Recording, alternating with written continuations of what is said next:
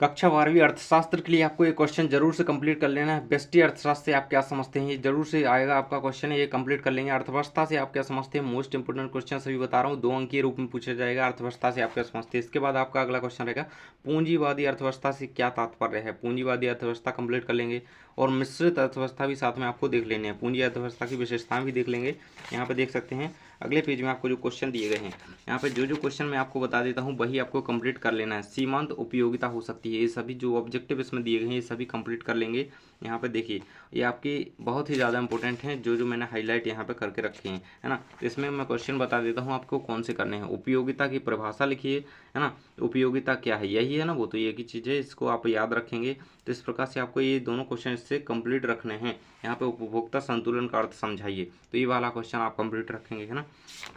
इसके बाद आगे देख सकते हैं आपको इसी चैप्टर के सेकंड चैप्टर है जो आपका, इससे मांग, जो चैप्टर आपके आने हैं उन्हीं के इंपोर्टेंट क्वेश्चन 3 अंक में पूछे। मांग के नियम का महत्व समझाइए, ये क्वेश्चन आप कंप्लीट कर लेंगे। यहाँ पे पूरा दिया गया है, यहाँ पे देखिए मांग के नियम का महत्व समझाइए। मांग को निर्धारित करने वाले घटकों को समझाइए। मांग को निर्धारित करने वाले घटक जो होते हैं, 4 घटक, 4 हेडिंग आप इसकी याद कर लेंगे। उपभोक्ता की आय होगी, वस्तु की कीमत होगी, धन का वितरण, उपभोक्ताओं की रुचि, मौसम और जलवायु, 4 आपको बस कर लेना है। यहाँ तक मैं बता दूँ, ये तो बस एक्स्ट्रा है। 4 अंक में क्वेश्चन पूछा जाएगा, 4 जरूर से याद करके रखेंगे इसकी हेडिंग। यहाँ पे देख सकते हैं अगला क्वेश्चन है आपका, मांग के नियम के अपवादों को समझाइए, तो ये जरूर से कर लेना है। मांग के नियम के अपवाद यहाँ पे दिए गए हैं, आपको हेडिंग के रूप में दी गई हैं, इन्हें शॉर्ट करके आप याद कर लीजिए। ये सभी हेडिंग आपको याद कर लेना है शॉर्ट करके, है ना। तो ये रहेगा आपका इस चैप्टर का। अगले चैप्टर में क्या आपका आएगा ये मैं बता देता हूँ आपको। प्रतिफल ये उत्पादन और उत्पादन वाला चैप्टर है आपका। यहाँ पे देखिए उत्पादन लागत से क्या आशय है, ये वाला चैप्टर आप, ये वाला क्वेश्चन आपको जरूर से कंप्लीट करें। उत्पादन लागत क्या है, सीमांत लागत क्या है, हाँ। सीमांत लागत और उत्पादन लागत ये दोनों अथवा में एक दूसरे के ऐसे आ सकते हैं। यहाँ पर देखिए स्थिर तथा परिवर्तनशील लागतों में अंतर लिखिए, तो पूरा अंतर दिया गया है स्थिर और परिवर्तनशील लागत में अंतर। ये रहेगा आपका अंतर कंप्लीट। देखेंगे स्थिर लागतों का संबंध उत्पादन के स्थिर साधनों से होता है, और बल्कि परिवर्तनशील लागतों का संबंध उत्पादन के परिवर्तनशील साधनों से होता है। तो इस प्रकार से ये दोनों अंतर कंप्लीट कर लेंगे। इसके बाद देख सकते हैं इसमें और क्वेश्चन तो यहाँ पर नहीं है। जो एक है उत्पादन फलन की अवधारणा को समझाइए, यानी कि उत्पादन फलन है क्या, इसको समझाएंगे। ये पूरा यहाँ पर दिया गया है। तो प्रो वाटसन के अनुसार उत्पादन फलन की यहाँ पर अवधारणा दी गई है, परिभाषा दी गई है।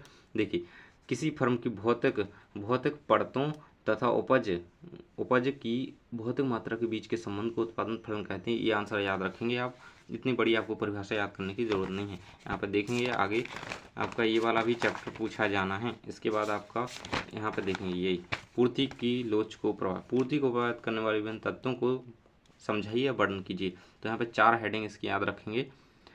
कौन कौन सी सरकारी नीति, टेक्नोलॉजी संबंधी परिवर्तन, उद्योग में फर्मों की संख्या, फर्म के उद्देश्य।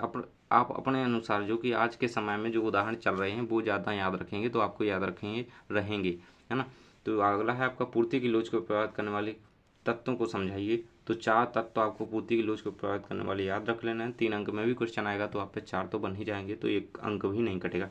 ये कंप्लीट रखेंगे ये वाला क्वेश्चन, पूर्ति की लोच को प्रभावित करने वाले कारक।